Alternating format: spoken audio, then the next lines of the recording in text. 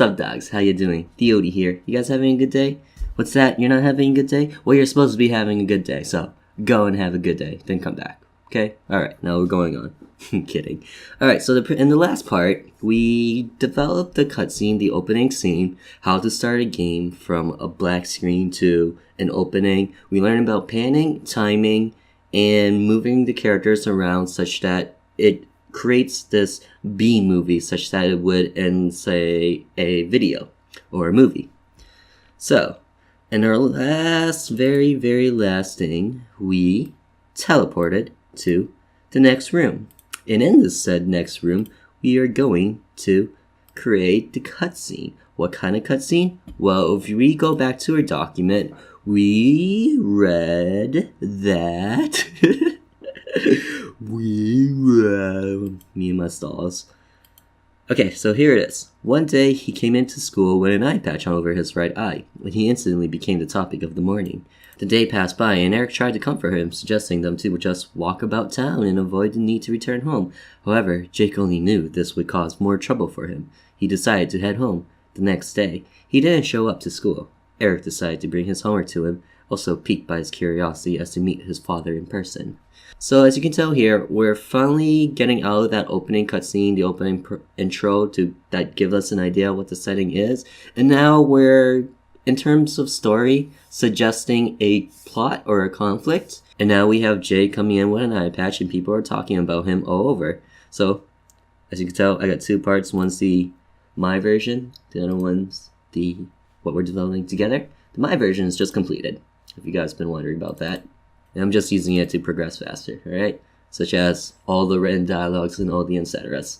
Okay, so what I want to start off first is before we cut straight into it, let's get a little pause. So the music has droned out, everything has droned out, and now it's a bit silent. So let's go with 200. So I went from a peaceful music where it was, where are ya? I believe it was Town 2. Just kidding, Town 1.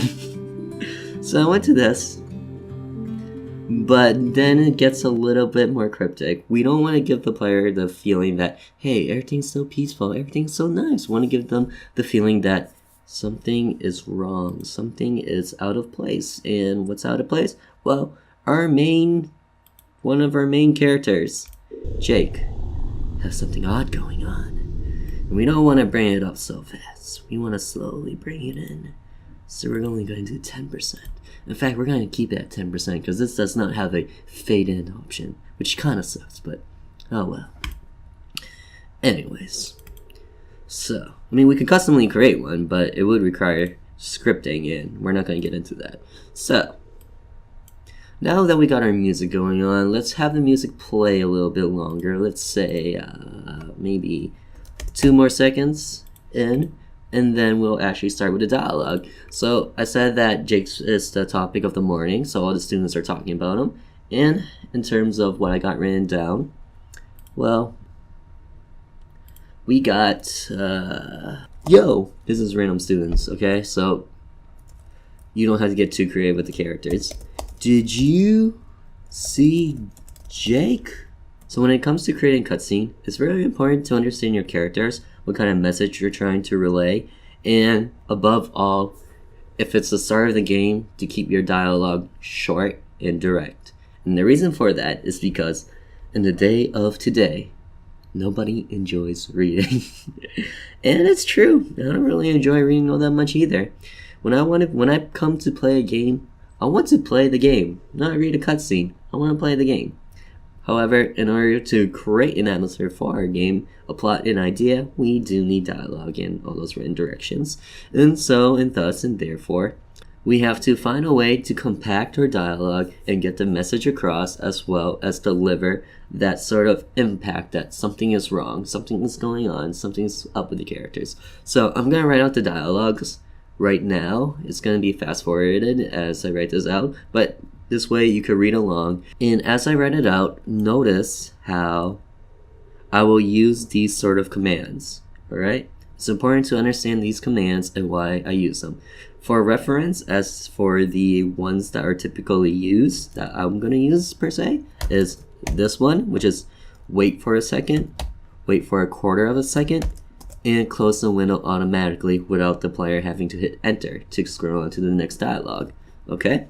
And as we progress, and as you progress into making your own game, you'll start to realize what these are and you'll know them instantly. So even though you don't memorize them right now, feel free to just hover your mouse over the text window. It will appear, and then you'll know what to write. Okay? Yeah. So, other than that, I'm gonna get writing. Oh, I forgot to mention, the thing with the background and the window position, for cutscenes and dialogues such that it's gonna autoplay and the player does not need to press a button, I like to either dim the window or make it transparent. It gives the player the idea that, hey, this is a cutscene, I'm meant to watch this. Not to sit here, read it line by line and hit enter, but to relax, watch it, it's for my visual pleasure. Okay? So, dim. As for window position, this is all by preference. I like to, since these guys are like small characters and they don't have like a name or a face or anything, in terms of here's a face, they don't have any names in the text, they're unimportant, I like to move their text above and below to suggest that one guy is talking versus another guy that's talking. So pay attention to that as I also call this out. Cool? Cool. Other than that, watch it and enjoy the background music. Why is it so spooky?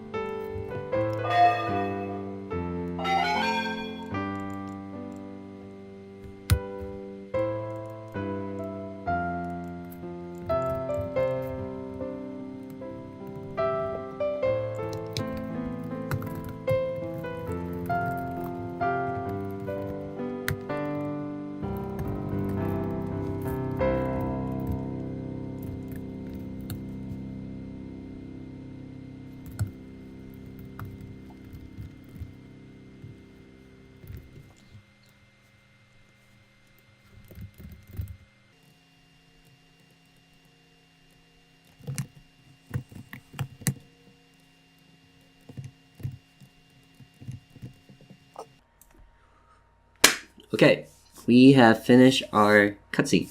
So if you've been watching this, you'll realize that this has been a bit dialogue heavy, and because of that, it may seem a little bit long or daunting. However, when you do come to play it, you'll come to realize that this is actually about 1 minute or less, which is exactly what we need, a short opening. So, the real question here is, did you guys realize everything I did? Did you guys understand everything? You did? Well, awesome. Just kidding. You shouldn't have understood this. Or, if you have, then wow, you're pretty amazing. Good job. But before we jump on ahead, we're going to go through this line by line and read out our dialogue and compare it with our notes from here. So remember, Jake will arrive with an eye patch. Everyone will talk about him. Eric will come over, try and talk to him, but Jake will ignore him. And then Eric will decide to try and hang out with Jake after school. That's everything that goes on right here in this paragraph. And now we're going to compare it and see if that is true. So, if we come to look at this, we got our music playing, so imagine this. Imagine the scene right now. The screen is still black. We got a little bit of a background sound going on. It's darkness. It feels a little bit creepy, like something mystifying is about to happening. And now, to talk about Jake. Yo, did you see Jake? So, hopefully you guys understand this.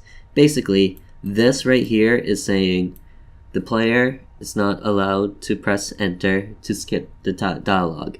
It will skip by itself. The wait here means that once this text appears, if these were not here, it would close automatically by the end of that question mark. However, we want to give the player time to read, so we will give them 1.5 seconds. Okay? Makes sense? Gucci Gucci. Gucci Gucci. Who says that? My god. That's weird. Hey, stop looking at my battery. You guys are creeps. Alright, so. Yo, did you see Jake? The kid's got an eye patch. No way. So, like I mentioned earlier, I realized that I made it all transparent to signify that it's a cutscene and it's gonna autoplay. The player does not have to enter anything. It will just move by itself until we see a windowed box. Other than that, also realize that everything's on the top of the screen, signifying that these are not main characters, they're just whispers that we hear, and it's not something that's going to interact with the main character, okay? As an option, you can make the text windows appear from top to bottom to middle or whatever to signify that there are people talking, like different people talking, it's not just one person. However, I decided to just leave it all on top, mostly because that's my preference, and the way it's written, the player, the audience, should be able to, well, decipher that they're different people just by the dialogue, okay? So, now, let's run through this. Yo, did you see Jake? The kid's got an eye patch. No way. So now the screen will slowly fade in, and as the screen slowly fades in, we wait just a little bit for like some dramatic pause. And now, do you think Jake lost an eye? Why don't child services do anything? I hear that stuff is more complicated than we think. I talked to him, but he just turned me down again. If I was him, I'd stand up to my dad. Jake needs to man himself up. If you saw what I wrote earlier. Jake is better off running away from home, in my opinion. And then this here, I actually just copy and paste it. In case you didn't know what I was trying to say. This here is Eric. That's the starting position. Remember, he's similar to the Eric of the other map, or the opening cutscene, or the students, where they start off invisible. But then we give him an image, and then he moves through all the way to right here. So he's going to make himself go here, here, here, cut down, go here, up, and then here. Okay, over to Jake. So, through on, and the reason I put through on was no reason at all. You don't have to. I just do it because I do it. Like, completely, in all honesty, you don't have to put them through. I just did it because I did it. I really don't know why I did it, but I did it. Okay? So, we're gonna make him turn right because when his image appears, we want to ensure that he's already facing right. We don't want to have that single frame where he faces up and then starts moving. That's awkward. That's weird, and it divides our attention and pulls us out of immersion and make us think, hey, this is just a game, it's a bug, it's dumb. Remember, role-playing game. What we want to do is immerse our players for the most part. Okay, so his image is gonna change to Eric. He's gonna move on over to Jake. And at the end, he's gonna have the stepping animation. And what that does is signify that he's gonna walk in place. So what that usually signifies is that, hey, he is panicking or in a rush. He has anxiety right now. That's pretty much what it means. I'm kidding. But it does mean like a state of emergency for the player, such that he's worried, in a panic, etc. So now we got more dialogue. This is now Jake. Notice how that it is a window screen right now, as opposed to transparent or dim. This again will signify that, hey, we're out of that cutscene where you just sit back and relax. Now, player, you have to actually input a button. We want you to start playing, and we're slowly building up to our play. Notice how everything's just a slow build up. Slowly creep up into horror, slowly increase our difficulty in the puzzles, slowly make our players start to play the game. Just kidding, you don't have to slowly build the play. It's just something I prefer. Okay? From a cutscene to playing is what it meant. So this part here is probably what you guys are more confused about. And what all of this here in this loop will do is ensure that Eric will make his way all the way to Jake before going to the next cut. And the way it works is that this thing here is going to be an auto run. I forgot to do that first, I'm sorry. But this is going to be an auto run. What that means is that the player cannot input a button. Nothing else can proceed until this loop is broken. And before, we'll see up here that there's no wait until completion command. So what that means is that this event will continue to run even though the player's in motion, as opposed to waiting for this very bottom line such that the player finish moving before entering to the next, well, code of dialogue. And the reason we do this is because we want to have these dialogue entered as Eric makes his way to Jake. Does that make sense? And this part just ensures that we reach Jake before proceeding to our next cutscene. So the way it works is that we get the X and the Y axes of the player, of Eric. So right now here, he's at, if you look down here, he's at 1.5. And he's eventually going to make his way over to 14.11, or maybe it was 16.11. I don't remember on hand. But he's going to make his way there. And the way that that code works is that first, it will take his X and Y. His current X and Y at any spontaneous moment. So maybe it could be here, maybe it could be here, maybe it could be here, here, here, or here. Doesn't matter, to be honest. It could be anywhere. And then the game is going to wait for 90 frames. That's 1.5 seconds. So when in this time frame, this 1.5 seconds, he should have moved from one tile onto the next. One tile onto the next, onto the next, or from here to here, here to here, wherever. Doesn't matter. And the only reason it would vary is because it doesn't run on that /caret, which, remember, we could do this. Which, remember, do not wait for input after displaying text. The very bottom, the last command, okay? So because it waits on the player to make an input as opposed to being all piloted, we want to ensure that Eric gets to his destination before proceeding on to the next cutscene. So, this will take the initial tile, wait, by then he should have moved to the next tile, then we're going to assign two different variables to that. So, that's why these are x2 and xy2. So, these set of variables is the x and y of this tile, and then the next set of variables, these two, will be the next one, 14.11. And then what it's going to do is to check and be sure that these two are the same. If not, then it means, hey, Eric has not stopped moving. He's still walking along. So, and because of that, we're not going to skip the break loop, skip it, and we're going to repeat this loop. So now it's locking itself and waiting until Eric gets to Jake.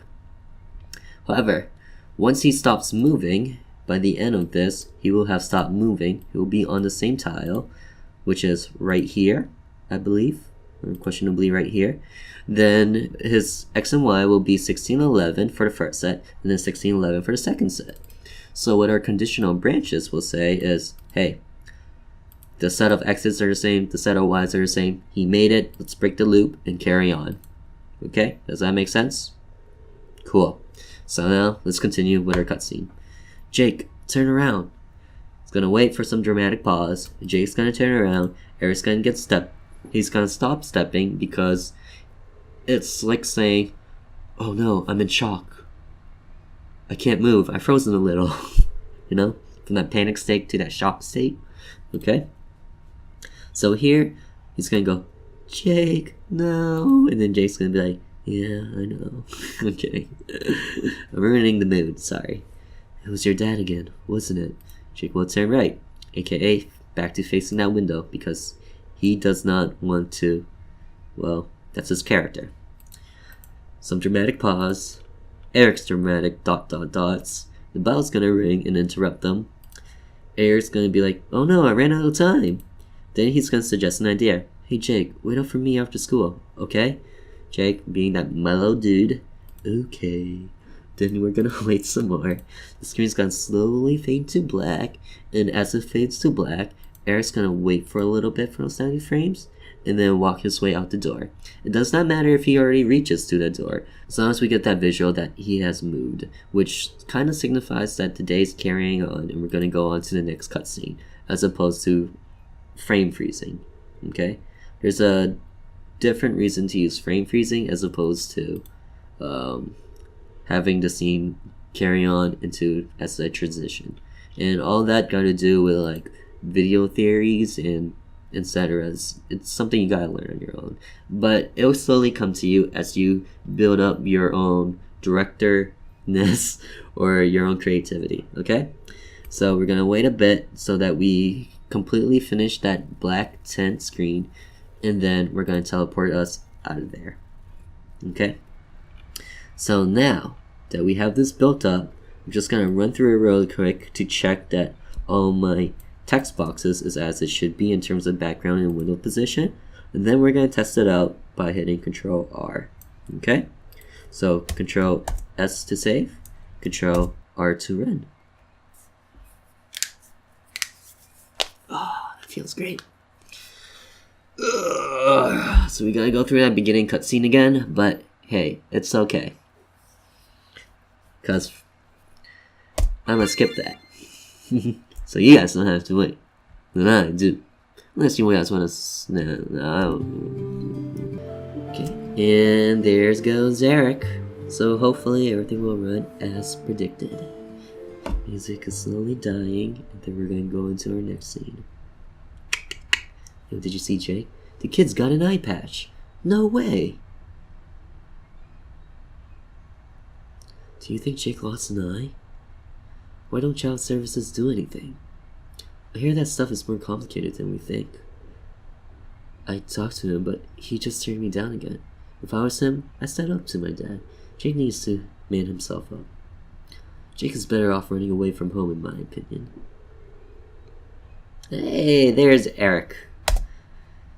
Jake. So, just gonna wait for him to finish moving, and then we'll continue along with our cutscene. Jake, turn around. Jake. It was your dad again, wasn't it?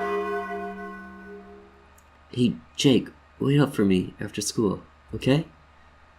Okay. Slow fade out.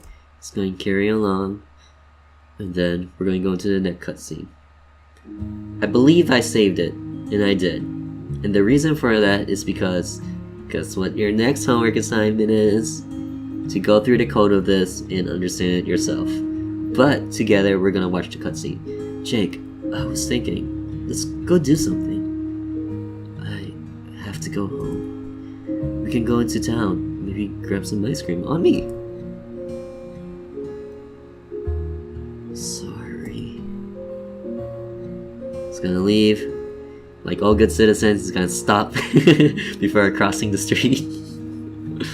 Just kidding, it was more for a dramatic pause. You don't have to apologize about anything. Then, all sad and depressed, Eric's gonna walk off himself. Aww. How sad.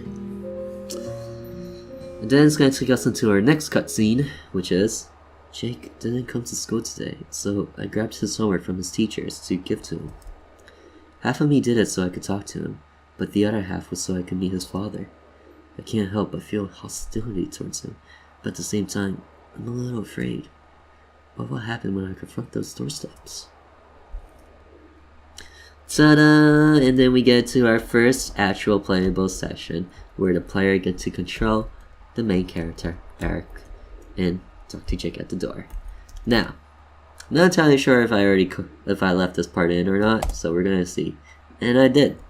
Why? Because it's all cutscene, it's all everything we learned, it's all dialogue, and we got the picture and understanding of this.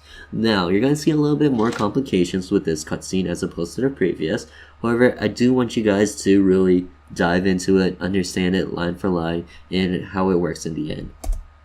So as you can tell here, the screen got a little bit gray. They're talking. I have your homework. Oh. Thanks. Eric nervously gave Jake his homework, his hand shaking in the process. So again, the way that the colors of the text change was due to that dialogue code, and I'll show you in an instant at the end. Bye. Slow fade. Door slowly closes. And dramatic effect.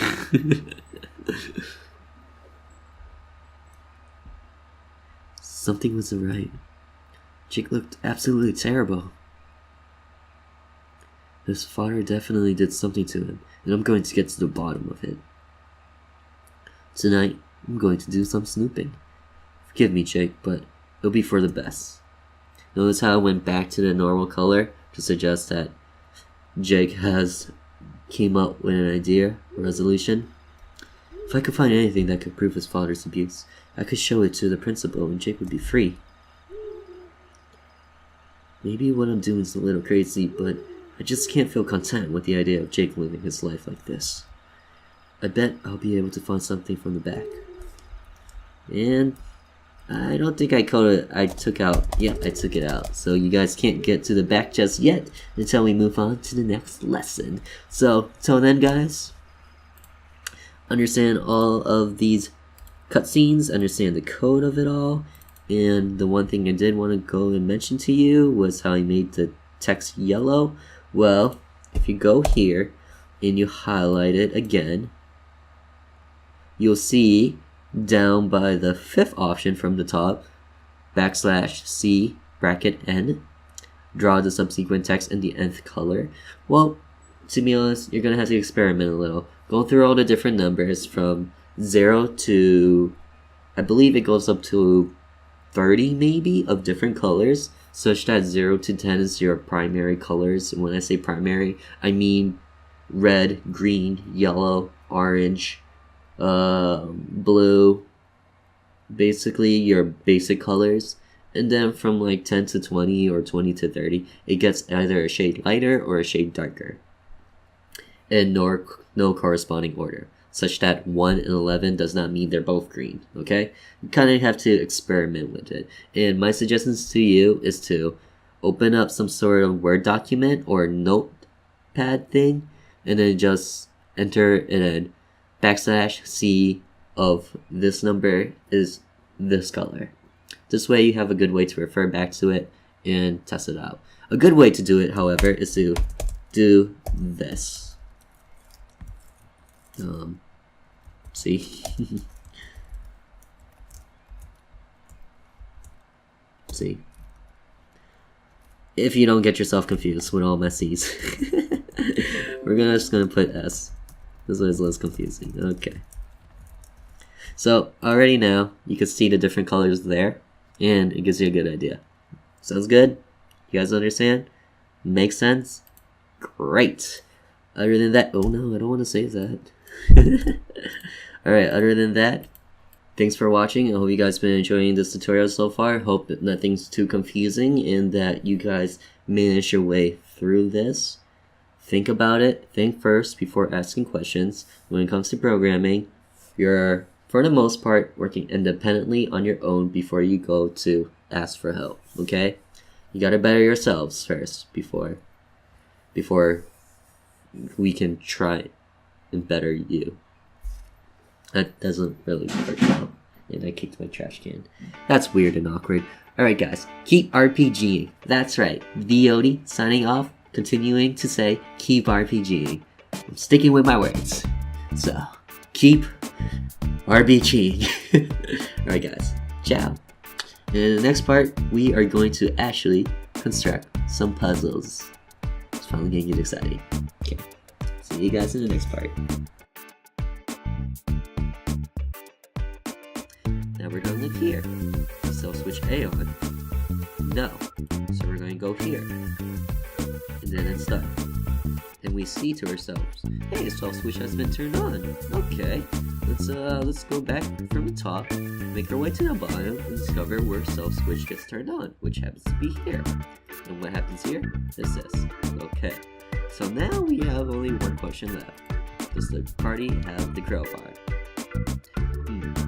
Party does not have a crowbar, so let's not jump into that yet and discover where